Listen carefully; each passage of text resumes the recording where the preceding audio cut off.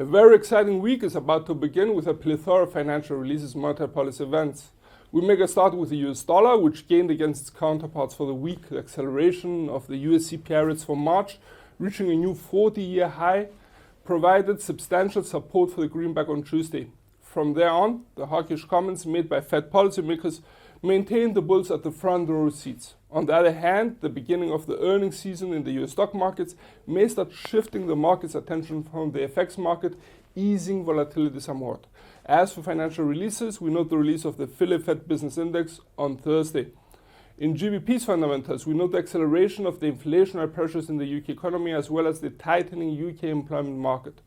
We intend to keep a close eye on Friday over the release of UK's preliminary PMI figures for April, especially for the services sector that provides most of the country's GDP. On a fundamental level, Johnson's government is under fire once again, yet that seems to pass under the market's radar for now. JPY's weakening is ongoing against the USD, but also against the euro and GBP in a sign of a broader yen weakness.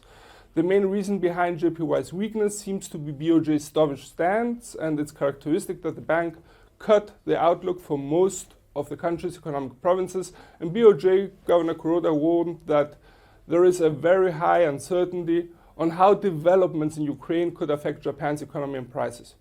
The common currency weakened against the USD and GBP, with ECB's dovish interest rate decision yesterday decisively activating the bears. Also, the war in Ukraine tends to weigh on the common currency as the area's economic outlook becomes gloomier.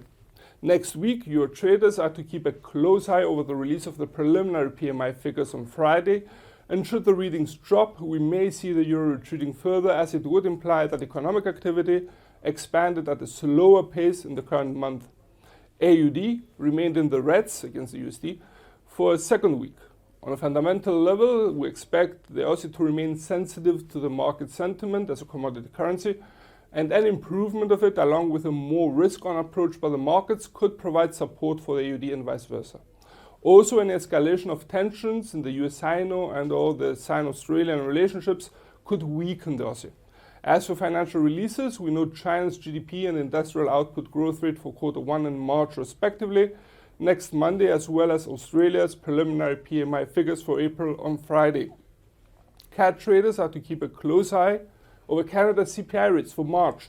It should be noted that BOC's hawkish double rate hike on Wednesday failed to provide the CAD a lasting traction against the USD. Also, the path of oil prices could affect the looney's direction. From all of us here at IronFX, best wishes for solid trading.